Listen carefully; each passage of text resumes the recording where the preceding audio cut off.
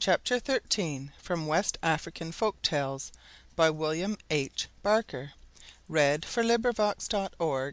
Esther. The Grinding Stone that Ground Flour by Itself.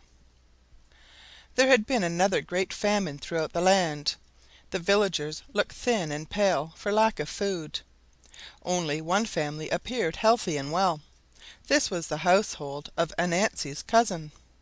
Anansi was unable to understand this, and felt sure his cousin was getting food in some way. The greedy fellow determined to find out the secret. What had happened was this. Spider's cousin, while hunting one morning, had discovered a wonderful stone. The stone lay on the grass in the forest, and ground flour of its own accord. Near by ran a stream of honey. Kofi was delighted. He sat down and had a good meal. Not being a greedy man, he took away with him only enough for his family's needs. Each morning he returned to the stone and got sufficient food for that day. In this manner he and his family kept well and plump, while the surrounding villagers were starved and miserable looking. Anansi gave him no peace till he promised to show him the stone. This he was most unwilling to do, knowing his cousin's wicked ways. He felt sure that when Anansi saw the stone he would not be content to take only what he needed. However, Anansi troubled him so much with questions that at last he promised.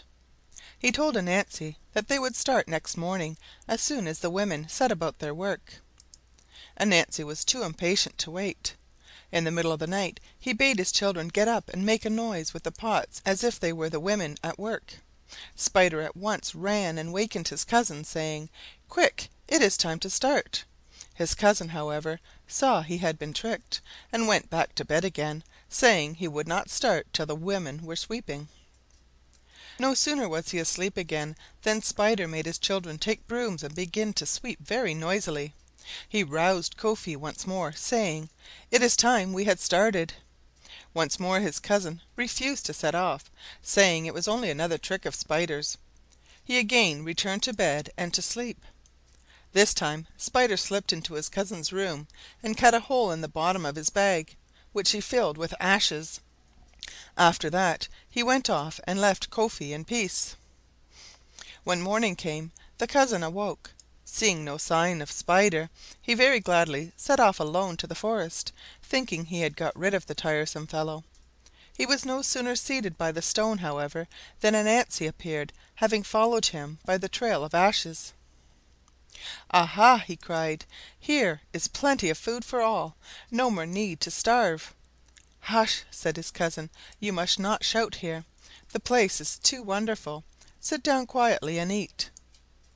They had a good meal, and Kofi prepared to return home with enough for his family. "No, no!" cried Anansi, "I am going to take the stone."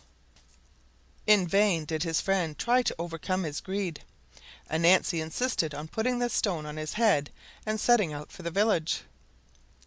"Spider, Spider, put me down," said the stone. "The pig came and drank and went away. The antelope came and fed and went away. Spider, Spider, put me down." Spider, however, refused to listen. He carried the stone from village to village selling flour, until his bag was full of money. He then set out for home. Having reached his hut and feeling very tired, he prepared to put the stone down. But the stone refused to be moved from his head. It stuck fast there, and no effort could displace it. The weight of it very soon grew too much for Anansi, and ground him down into small pieces, which were completely covered over by the stone. That is why we often find tiny spiders gathered together under large stones. End of chapter 13. This recording is in the public domain.